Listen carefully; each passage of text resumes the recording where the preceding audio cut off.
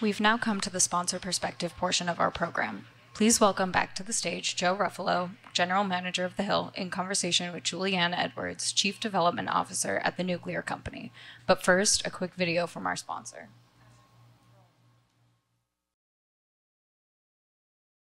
The landscape of American energy is transforming, propelled by the electrification of everything and the rapid development of artificial intelligence. These industrial advancements are driving an unprecedented surge in baseload electricity demand. Industrial electricity consumption alone is expected to increase over 200 terawatt-hours by 2030, the equivalent of powering nearly 20 million homes. This explosive growth poses significant challenges for our energy infrastructure, exacerbated by the planned decommissioning of over 70% of existing coal plants by 2030. America needs to reinvest in nuclear power, a robust, efficient source of baseload generation with a capacity factor of over 92%.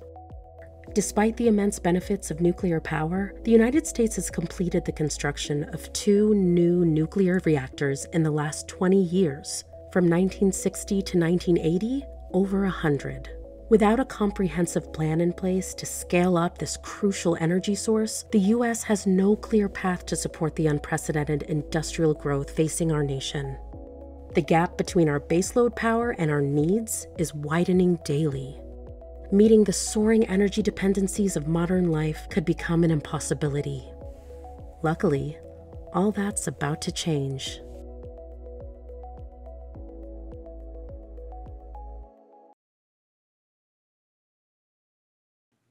Well, Julianne, thank you so much for being here today. We just heard a little more about the changes that have in the past and what is coming up. So why is it important for the U.S. to remain a leader in nuclear power? Absolutely, and thank you for having me here. And I still get goosebumps when we watch that video. We've watched it across the country now at our 6-state tour on the bus that you guys saw outside when you were coming in, the Nuclear Frontier. What I've gathered from my 6-state journey and landing here in D.C. in our capital is it drives our global economy. We are the largest economy in the world, and for us to maintain that, we have to invest in nuclear power. It touches every fabric of our lives, from STEM education to driving technologies, also onshoring of manufacturing, and just head of household jobs. And so nuclear energy to me is like where we all need to be driving our attention to. So we've seen there's clear bipartisan support for nuclear power. With the government being so supportive, why aren't we building more reactors? It's a great question. We should be building a ton of them. It's a large capital-intensive investment to make. And I would say that it's difficult to bear that risk and go to your shareholders and your investors and say that you want to make this investment without bipartisan support, without policies that's going to enable you to have that investment return. And we're seeing steps in that direction. But I also believe that we need to be thinking differently about how we place that investment on the shoulders of the utilities in certain markets. So that's what the Nuclear Company here is to really solve for. Form those public-private partnerships, ensure that we have a coalition of members that not only bear the risk, but also gain the value over that 60-year term that we just heard about. Could you tell us a little more about your business model and what you're really doing to address some of these issues? Absolutely. So the Nuclear Company was incorporated over a year ago, and we're so excited to be here with you guys today. Our focus is on fleet-scale nuclear, and what that truly means is we're not focused on one site, one project, and one jurisdiction. We're focused on making sure that we bring nuclear across the country in multiple states, multiple markets, both unregulated and regulated.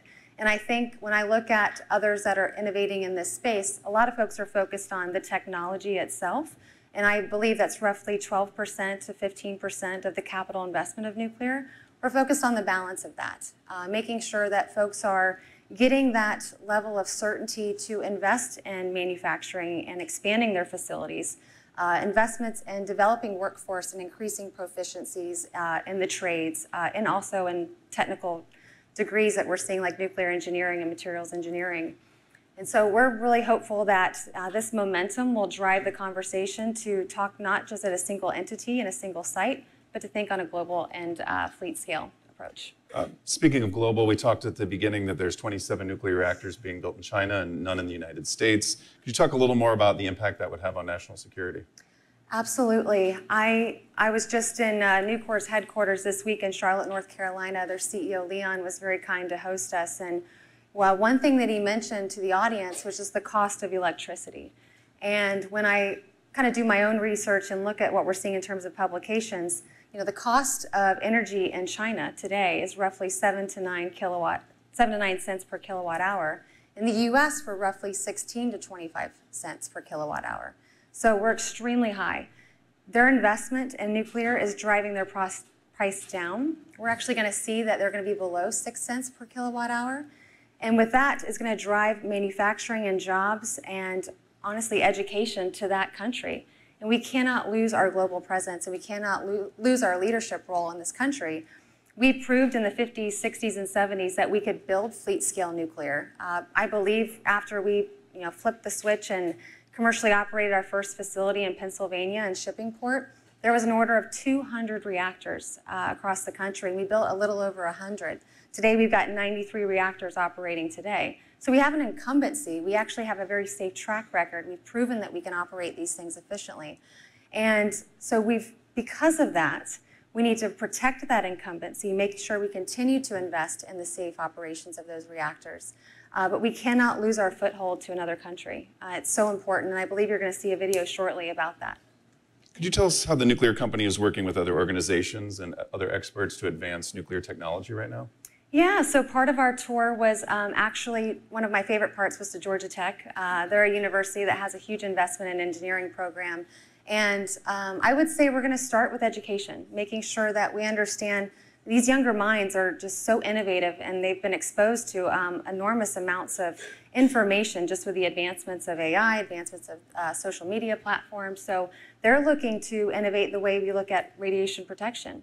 We're also met with various members of the trade facilities and organizations across the country, and they have great innovations on how they could really increase productivity in the field. So we're going to make sure we partner with those folks.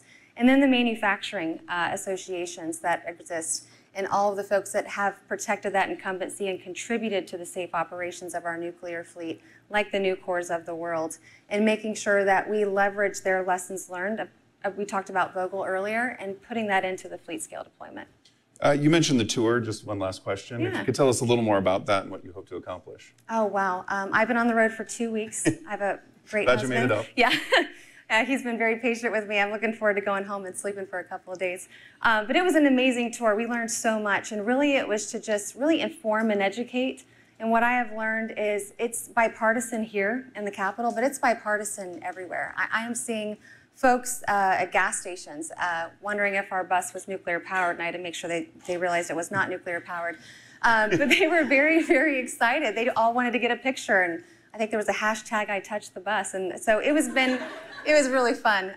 But we learned so much, and I hope that we also inform the general public about what our mission is and how excited we are to bring American jobs back, just because we cannot lose to a country that is making those steps and not procrastinating. We cannot procrastinate as a country. So. Excellent. Well, thank you very much for the important discussion. We're now going to watch a second video. In the last few years, China has become the global leader in renewable energy, and they are on track to dominate the nuclear energy landscape next. With 56 reactors operating and 27 more under construction, China's nuclear expansion is set to eclipse the United States by 2030. In 1980, China had 0 reactors, the US, over 100. Since then, American development has stagnated while China expanded its fleet at speeds the world had never seen.